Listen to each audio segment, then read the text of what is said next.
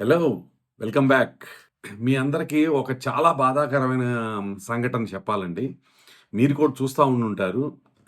ఒక 2 రోజుల నుంచి అన్ని ఛానెల్స్‌లో, అన్ని యూట్యూబ్స్‌లో వస్తున్నాయి. గాదే సాయికృష్ణ అనే 23 ఏళ్ల కుర్రవాడు మాయమైపోయాడు. కృష్ణలంక పోలీసులు తీసుకెళ్లారు. 37 రోజుల క్రితం తీసుకెళ్లారు. సో, తీసుకెళ్ళిన పోలీసుల దగ్గర నుంచి మాయమైపోయాడు.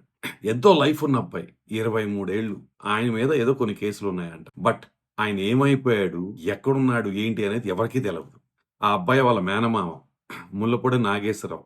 ఆయన పీకే గారి పార్టీకి ఒక సింపథైజర్. సో, ఆయన ప్రతి మీడియా ఛానెల్‌లోకొచ్చి ఆయనే చెప్తున్నాడు. మీరు ఇయన్నీ నేను యూట్యూబ్‌లో చూసా. ఆయనొచ్చి మా అబ్బాయిని చంపేశారు. మా అబ్బాయి బతికి లేడు. మా అబ్బాయి బాడీ ఇవ్వండి.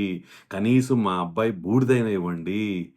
మేము మా రిచువల్స్ చేసుకుంటాము అనేసి ఆయన బతిమాలుతున్నాడు. సో, ఇది ఎక్కడ న్యాయం అండి? ఇలాంటి అన్యాయం ఎక్కడైనా చూసారా? ఎవరైనా చూసారా? 20, 30 ఏళ్ల నుంచి ఎవరైనా ఇన్నారా ఇలాంటి న్యూస్ ఎప్పుడైనా? సో, స్టిల్ మనకు వాస్తవాలు తెలీవు. ఆ అబ్బాయి బతికున్నాడా? బతికలేడా? ఏంటి అనేది వాస్తవాలైతే మనకు తెలవు.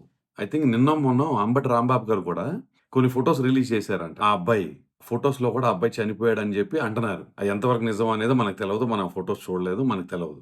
సో, ఇయన్నీ చూస్తుంటే నాకొకటి అనిపిస్తుంది. ఇప్పుడు అపోజిషన్‌లో ఉన్న పార్టీ రూలింగ్‌లో ఉండుంటే యాస్ ఆఫ్ నౌ ఇది బోసుకునేవారు మొత్తం. సిస్టమ్ మొత్తం. నిజంగా చెప్పొచ్చు. ఇలాంటి విషయంలో జగన్‌మోహన్ రెడ్డి గారు ఎవ్వరున్నా వదిలేవారు కాదు. ఇమ్మీడియేట్‌గా గంటలోనే యాక్షన్ ఉండేది. బట్ ఇప్పుడు మనం వెయిట్ చేయాలి. ఓన్లీ కోర్ట్ అడిగింది కదా! ఆ కోర్ట్‌కి చెప్పేంత వరకు వెయిట్ చేయాలి. ఇదండి మన పరిస్థితి.